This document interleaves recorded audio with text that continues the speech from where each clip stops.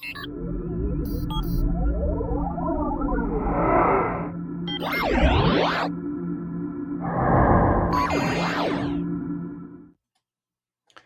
I'm Michael Pfeiffer, Principal Consultant and Trainer at Industrial Metallurgists. In this video, I'll be talking about product reliability and materials engineering. So what is product reliability? It's the probability that a product will perform its intended function without failure for a specific period. And because any product is composed of a variety of components, and those components are made of different materials, the reliability of a product depends on the reliability of the individual components within the product and the reliability of the materials and how the materials perform or withstand the conditions that they're exposed to during product use. And reliability is concerned with the degradation of the materials or the idea that the materials shouldn't degrade during the expected life of the product. And what is materials engineering? Well, materials engineering focuses on the selection, processing, and testing of materials to create products that meet their specific performance, reliability, and cost requirements. So for product reliability, we're concerned about selecting materials that can withstand the use conditions over the life of the product without the materials degrading to the point that components stop performing as needed.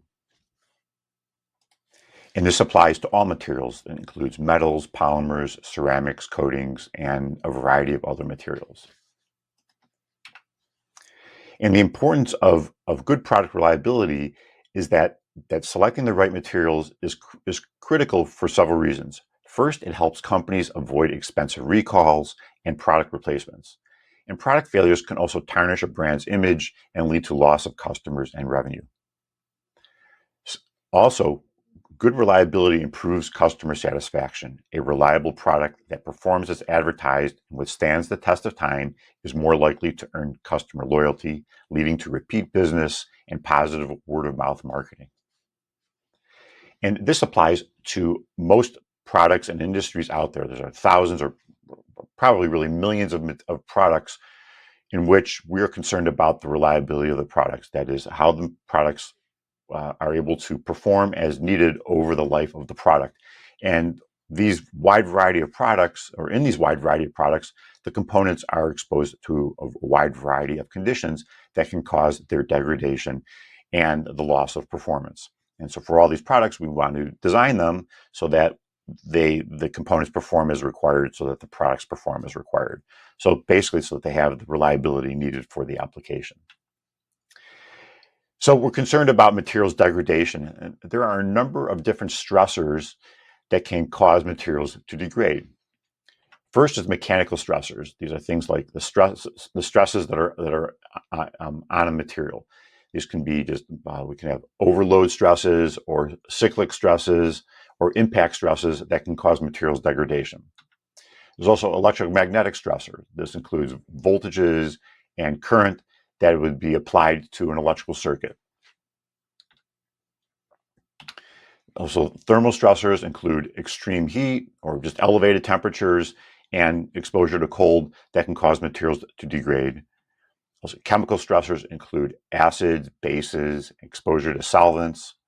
Biological means the things that are inside of our bodies that can cause materials to degrade. Things they can, like what for a hip implant or for a stent that goes in an artery.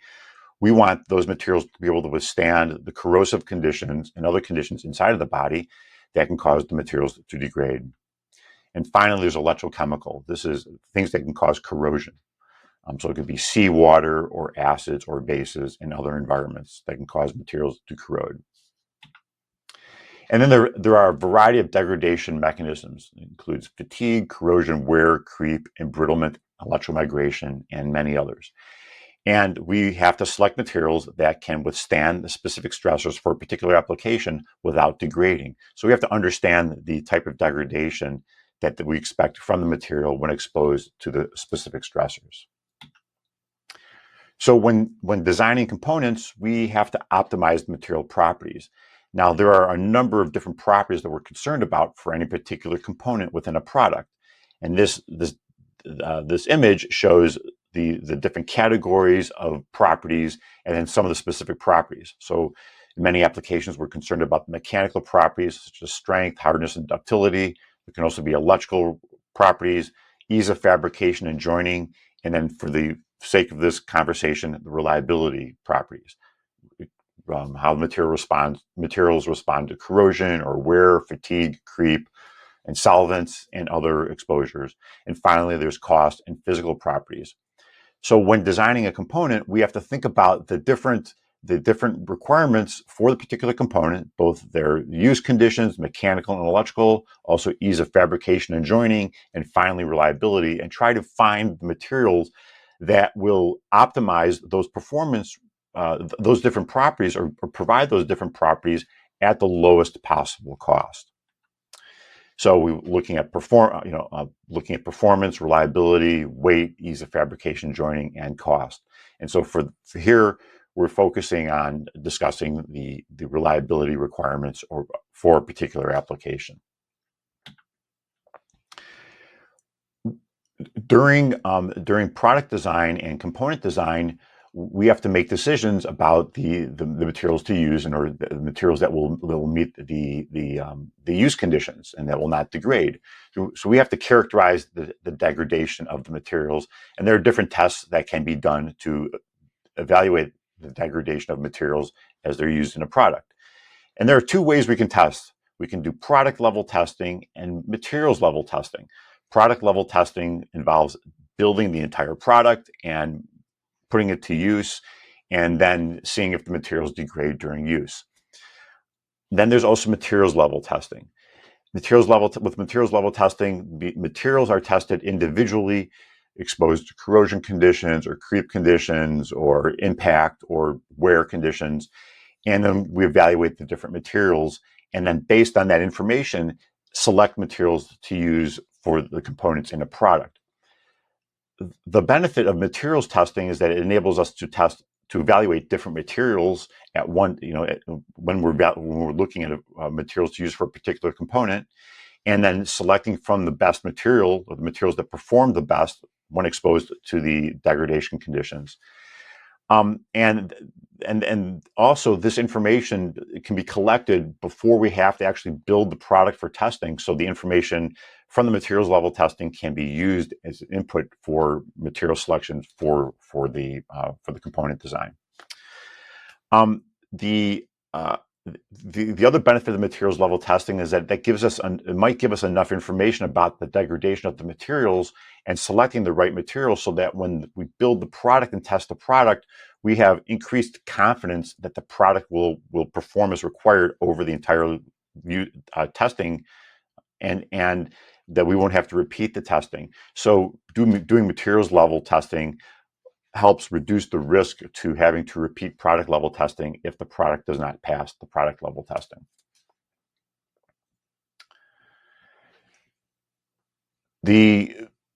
One of the keys to successful design and meeting reliability requirements and having components perform as needed is collaboration between different engineers. It's collaboration between the design engineers, the people who are designing the components, materials engineers who can help with material selection and optimizing, finding the optimum material that will help meet all the requirements, and the reliability engineers who understand the testing and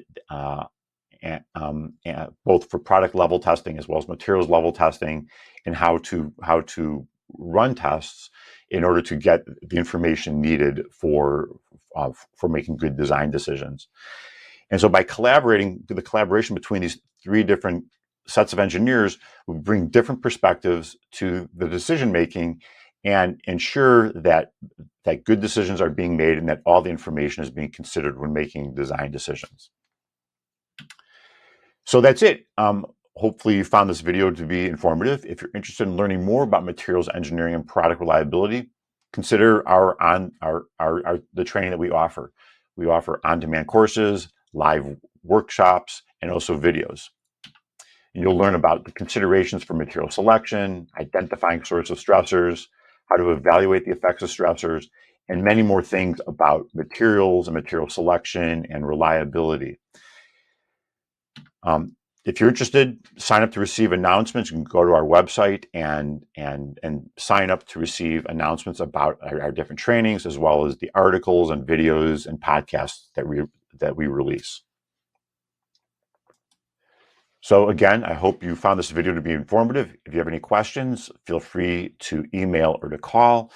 I'm happy to also meet with you to discuss any project you're working on or discuss any training that we're offering. And again, sign up for our podcasts, the videos, and announcements. And good luck with your metals. Thanks for watching. Bye.